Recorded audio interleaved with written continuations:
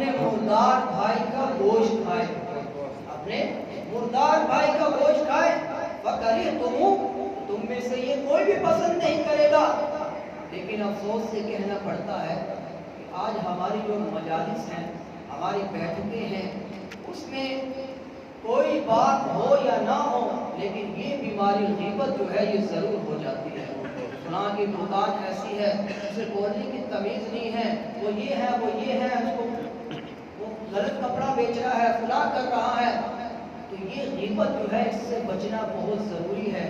نبی کریم صلی اللہ علیہ وسلم کے پاس ایک عورت آئی، اس نے کوئی بات کی تو نبی کریم صلی اللہ علیہ وسلم نے ارشاد فرمایا تو تھوک پھینک۔ جب اس نے تھوک پھینکا تو اس کے منہ سے خون نکلا، اس کے منہ سے خون نکلا۔ تو نبی کریم صلی اللہ علیہ وسلم نے ارشاد فرمایا تو نے فلاں کی غیبت کی ہے، یہ اس کی وجہ سے تیرے منہ میں خون آ گیا ہے، تیرے منہ میں خون آ گیا ہے۔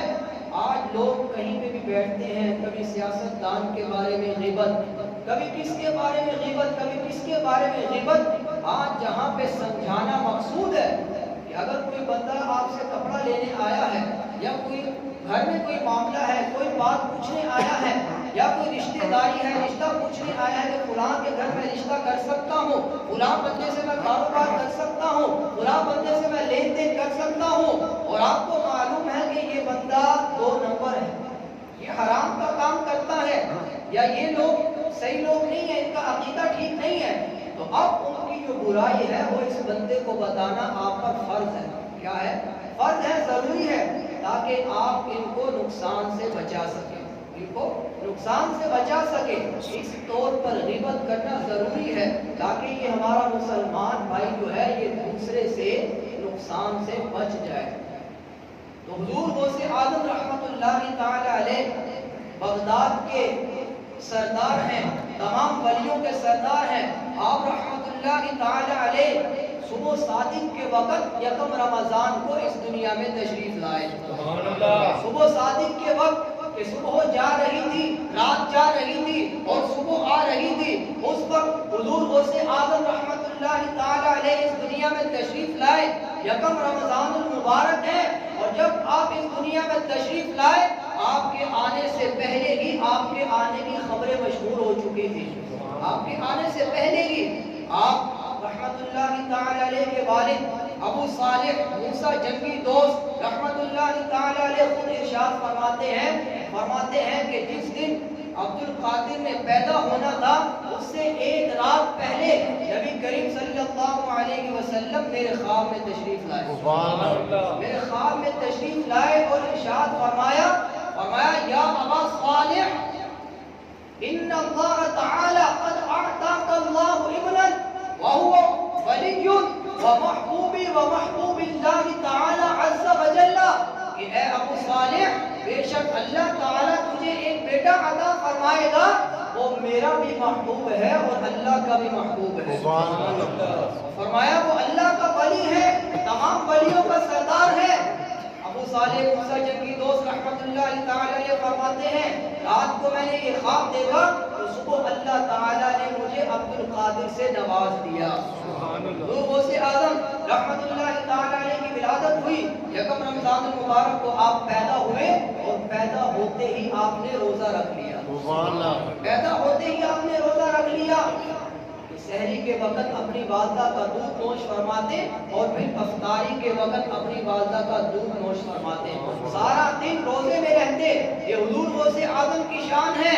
اور آپ کی والدہ فرماتی ہیں کہ جب عبد القادر میرے پیٹ میں تھے اور مجھے چھینک آتی میں الحمدللہ کہتی تو پیٹ سے یہ یرحمک اللہ کہہ کر مجھے جواب ارشاد فرماتے۔ حضور غوث اعظم رحمت اللہ تعالی علیہ آپ کے بے شمار فضائل و مناقب ہیں۔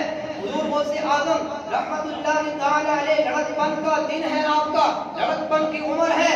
آپ فرماتے ہیں کہ جب کبھی میرا کھیلنے کا دل کرتا تو غیب سے آواز آتی کہ اے عبد القادر ہم نے آپ کو کھیل کود کے لیے پیدا نہیں کیا، ہم نے آپ کو کھیل کود کے لیے پیدا نہیں کیا۔ حضور غوث اعظم رحمت اللہ تعالی علیہ ارشاد فرماتے ہیں جب میں مدرسے میں جاتا تو غیب سے ایک آواز آتی کہ اے بچوں سائڈ پہ ہٹ جاؤ، اللہ کا ولی آ رہا ہے۔ سبحان اللہ۔ حضور غوث اعظم رحمۃ اللہ تعالی علیہ آپ مادر ذات ولی ہیں۔ مادر ذات ولی اسے کہتے ہیں کہ جو ماں کے پیٹ سے ہی ولی ہو۔ ولی کی تین قسمیں ہیں، ایک ہے مادر ذات ولی، ایک ہے کسبی ولی، اور ایک ہوتا ہے عطائی ولی۔ مادر ذات ولی وہ ہوتا ہے کہ جو ماں کی پیٹ سے ہی ولی پیدا ہو، اگر سے ہی اللہ تعالی نے اس کو اپنا دوست بنا لیا ہو، ولایت کا تاج سجا دیا ہو۔ اور کسبی ولی وہ ہوتا ہے کہ جو پڑھ کر لکھ کر اور نمازیں پڑھ کر مجاہدے کر کے علم حاصل کر کے اللہ تعالیٰ کی معرفت حاصل کرتا ہے تو اللہ تعالیٰ اسے اپنا ولی بنا لیتا ہے۔ یہ ہے کسب کمانا، کسب سے ولی بننا۔ اور ایک ہوتا ہے عطائی ولی کہ جیسے غوث اعظم نے کسی پر نظر ماری تو اس کو ولایت کا تاج عطا فرما دیا۔ عطائی ولی عطا کر دینا۔ حضور غوث اعظم رحمۃ اللہ تعالی علیہ جب بڑے ہوئے، عمر آپ کی زیادہ ہوئی، بات و نصیحت شروع کر دیا، آپ نے لوگوں کو اللہ عز و جل کی طرف بلانا شروع کر دیا۔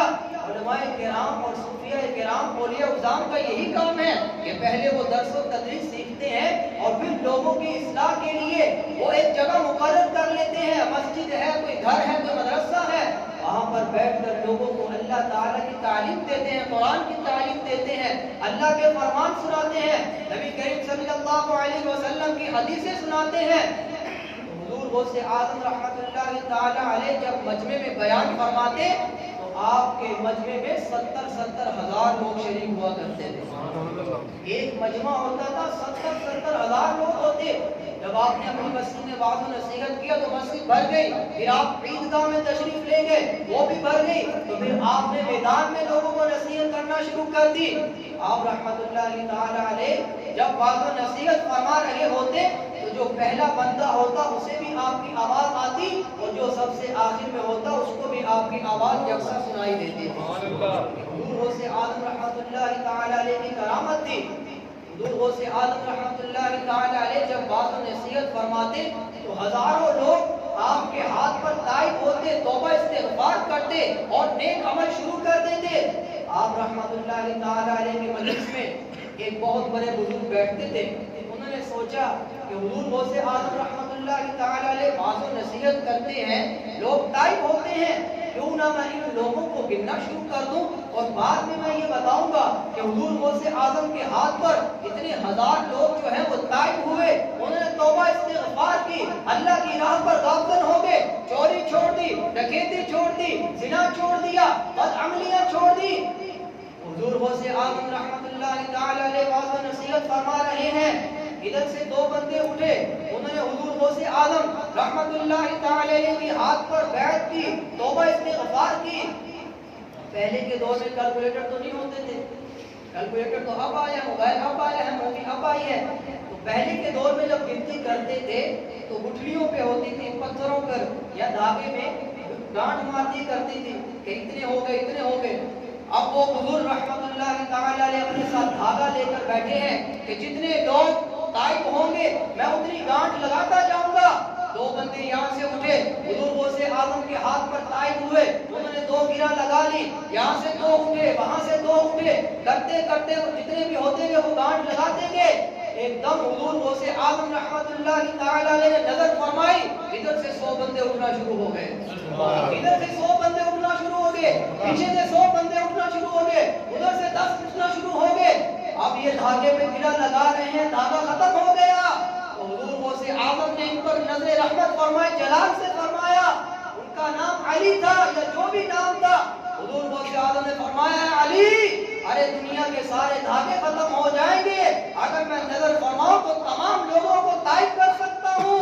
وہ گرہ لگاتے لگاتے تھک جائے گا لیکن لوگ میرے ہاتھ پر تائب ہو کر توبہ استغفار کر کے اللہ کی راہ پہ آتے رہیں گے۔ سبحان اللہ، نعرہ تکبیر، نعرہ رسالت، نعرہ تحقیق، نعرہ حیدری، نعرہ غوثیہ۔ حضور غوث اعظم رحمۃ اللہ تعالی علیہ کی نظر ہے۔ آج اگر کوئی یہ اعتراض کرے کہ اتنی زیادہ کرامتیں کہاں سے آ گئی، اتنی زیادہ کرامتیں کیسے ہو گئی ہیں، یہ کیسے ہو سکتا ہے، آپ مجھے ایمانداری سے بتائیں کیا امیر المجاہدین خادم حسین رضوی صاحب کے جنازے پہ کتنے لوگ تھے؟ کتنے لوگ تھے؟ بلا مبالغہ اگر جھوٹ نہ ہو کوئی بتا سکتا ہے کتنے لوگ تھے؟ شمار میں نہیں ہے۔ آج سے 500 سال بعد ہماری آنے والی نسلوں میں کوئی اگر یہ کہے یا کوئی بد عقیدہ یہ کہے کہ یہ کیسے ہو سکتا ہے کہ 2021 میں ایک بندے کے جنازے میں کروڑوں لوگ تھے، 2 کروڑ یا 50 لاکھ لوگ تھے، تو کیسے مانیں گے وہ لوگ؟ ہم انہیں ثبوت دیں گے۔ ثبوت یہ ہوگا وہاں اس وقت کے بچے، اس وقت کے لوگ یہ ثبوت دیں گے کہ بھائی ویڈیو موجود ہے، نسل در نسل یہ واقعہ سنتے آئے ہیں کہ ایک خادم حسین رضوی آیا تھا جس نے ناموس رسالت پر پہرا دیا تھا، جب وہ دنیا سے گیا تھا لاکھوں لوگ، کروڑوں لوگ اس کے جنازے میں موجود تھے۔ یہ نسل در نسل علماء اپنے منبر پر بیان کرتے رہے، کتابوں میں لکھا گیا، ویڈیو موجود ہے۔ اسی طرح حضور غوث اعظم رحمت اللہ تعالی علیہ جب وعظ و نصیحت فرماتے تو 70 ہزار بندے آپ کے مجمع میں موجود ہوتے تھے۔ یوں جن لوگوں نے جو کرامتیں دیکھی، جو سنا، انہوں نے کسی نے اپنے سینے سے دوسرے کو سینہ بسینہ بتایا، کسی نے کتاب میں لکھا، یوں یہ زیادہ کرامات جمع ہوتی کوئی کتاب میں آئی، پھر یوں نسل در نسل ہم تک پہنچی ہے۔ یاد رکھنا مسلمانوں، یہ جو باتیں حضور غوث اعظم رحمت اللہ تعالی علیہ کی ہم کرتے ہیں، یہ وہ باتیں ہیں جو ہم پر ظاہر ہو چکی ہیں، اور حضور غوث اعظم کا وہ معاملہ جو ہمیں پتہ ہی نہیں وہ ورا ہے۔ آپ کی شان بہت بلند و بالا ہے۔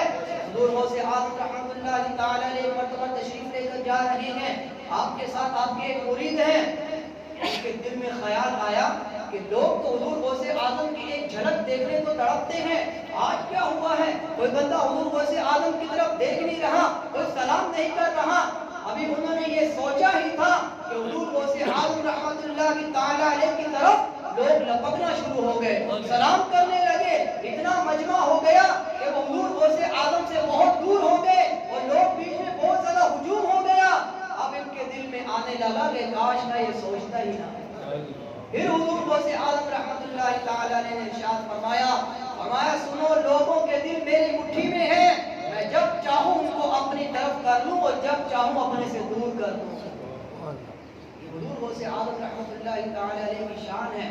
آج ہم گیارہویں شریف منائیں گے، مناقب سنیں، فضائل سنیں، ان کی باتیں سنیں، ہمیں بڑا اچھا لگتا ہے، مزہ آتا ہے، لیکن بعض لوگوں نے یہ بات مشہور کر دی ہے کہ یہ تو کہانیاں ہیں، یہ فلاں ہیں۔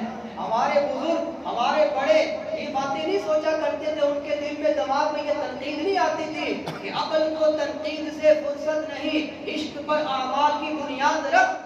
اگر کوئی بندہ حضور غوث اعظم کی ان عجائب و غرائب پر اگر اعتراض کرتا ہے تو یہ بات تو پھر معجزات میں بھی آ جائے گی۔ تب وہ باتیں نبی پاک کے جو معجزے ہیں وہ بھی سینہ بسینہ ہی آئے نا، کتابوں سے ہی آئے ہیں۔ اللہ تعالیٰ نے تو صرف قرآن پاک میں رد و بدل کی تبدیلی کا اللہ تعالیٰ نے صرف اسی کا بیڑا اٹھایا ہے نا، کہ اس میں رد و بدل نہیں ہو سکتا، قرآن پاک میں کوئی تبدیلی نہیں کر سکتا۔ اس کے علاوہ کہ کسی کا اللہ تعالیٰ نے نہیں ذمہ لیا ہوا، کسی بھی کتاب پر اعتراض کیا جا سکتا ہے کہ یہ بخاری شریف میں اگر کچھ ہے، مسلم شریف میں ہے، ترمذی میں ہے، کسی بھی کتاب میں ہے، اس پر اعتراض آ سکتا ہے۔ تو اس اعتراض سے بچنے کا ایک ہی طریقہ ہوتا ہے کہ دیکھا یہ جاتا ہے کہ یہ روایت، یہ بات ہر دور میں علماء نے بیان کی ہے، صلحاء نے بیان کی ہے، عارفین نے، اولیاء اللہ نے بیان کی ہے، تو اس کو مانا جائے گا، ورنہ تو دین کی بنیاد ہل جائے گی۔ حدیثوں پر کون عمل کرے گا؟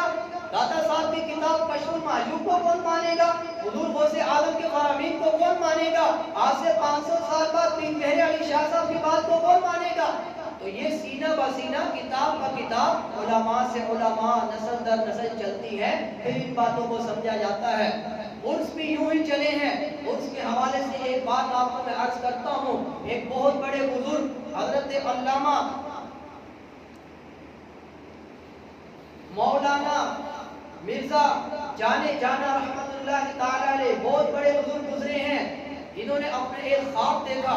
خواب میں کیا دیکھتے ہیں کہ ایک بہت پیارا اونچا منبر لگا ہے، بہت پیارا ایک گھر ہے، اس گھر کے اندر بہت سے اولیاء کرام موجود ہیں جو مراقبہ کر رہے ہیں، مراقبہ اسے کہتے ہیں کہ دنیا سے ماوراء ہو کر صرف اللہ کی عبادت کرنا، صرف اللہ تعالیٰ کی بارگاہ میں رہنا، وہ مراقبہ کر رہے ہیں۔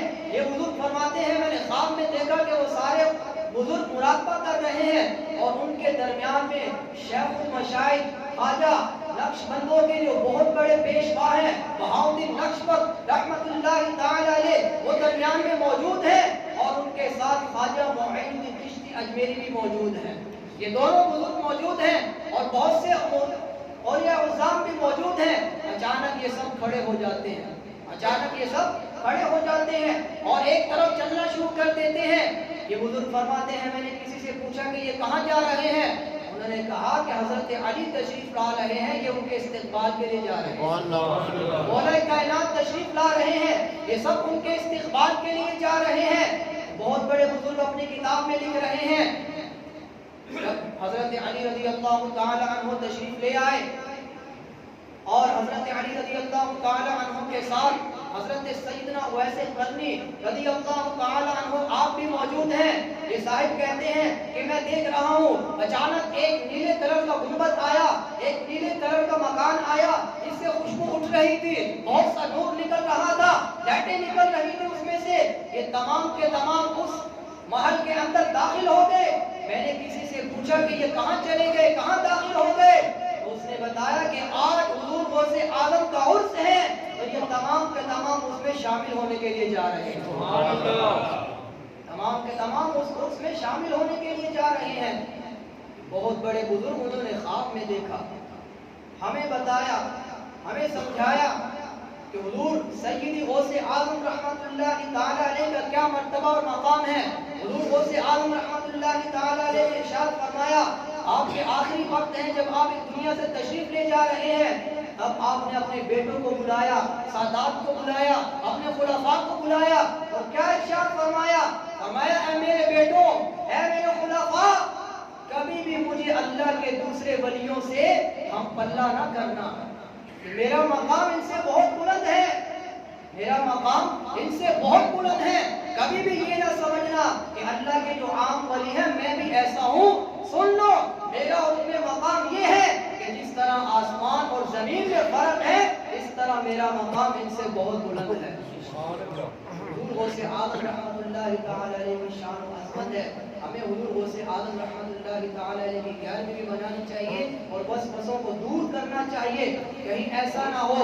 حضور غوث اعظم رحمت اللہ تعالی علیہ نے ارشاد فرمایا جس نے مجھے دیکھا اس کے لیے بھی خوشخبری ہے، اور فرمایا جس نے میرے دیکھنے والے کو دیکھا اس کے لیے بھی خوشخبری ہے، اور فرمایا جس نے میرے دیکھنے والے کے دیکھنے والے کو دیکھا اس کے لیے بھی خوشخبری ہے۔ اور پھر ارشاد فرمایا اس بندے پہ حسرت ہے کہ جس نے مجھے نہیں دیکھا، اس نے مجھے نہیں دیکھا۔